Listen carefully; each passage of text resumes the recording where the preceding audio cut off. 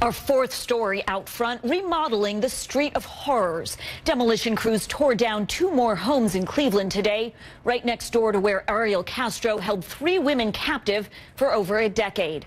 Castro's house was destroyed in early August, days before he was sentenced to life without parole, plus another 1,000 years.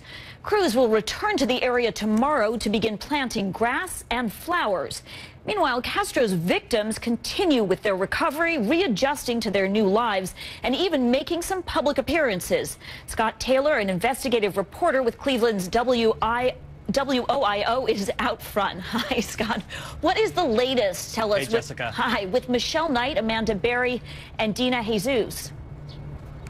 Well, let's start with Amanda Berry first. You know, she's 27 years old, a single mom, very protective of her 6-year-old daughter, though she has come out publicly. She was at a large outdoor concert. A lot of people saw that. Roverfest got up on stage, and Nelly actually sang her a song, but still being very protective on what she says. She doesn't want to discuss anything that went on in that house in order to make sure that her 6-year-old just doesn't hear anything at all about it.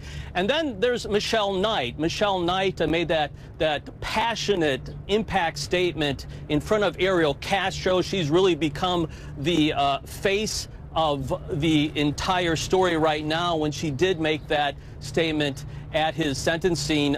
She also made sure that she was in front of his house moments before it was destroyed. She read one of her most favorite poems, and she also has had a little fun. She actually talked to Andrew Zimmer, the host of Bizarre Foods. He was here about 2 weeks ago at the West Side Market, which is a big open-air market. All the farmers come here and trade their vegetables and so forth. And Michelle, you might not know, Jessica, loves food, loves to cook, and so they traded some ideas.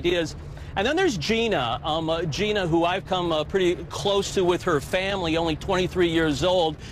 She is very shy, probably the most shy out of all of them, doesn't say a whole lot, but she did get in a car and actually participate in a parade with her family and friends, drove through the city and waved at everybody. She was also just spotted, Jessica, at a roller rink, believe it or not, roller skating with family and friends, something that, you know, she hasn't been able to do for the last 10 years. It's so nice to hear about them emerging. I'm wondering if any of them has returned to the neighborhood where they were held captive, and if they've gone, why did they go back?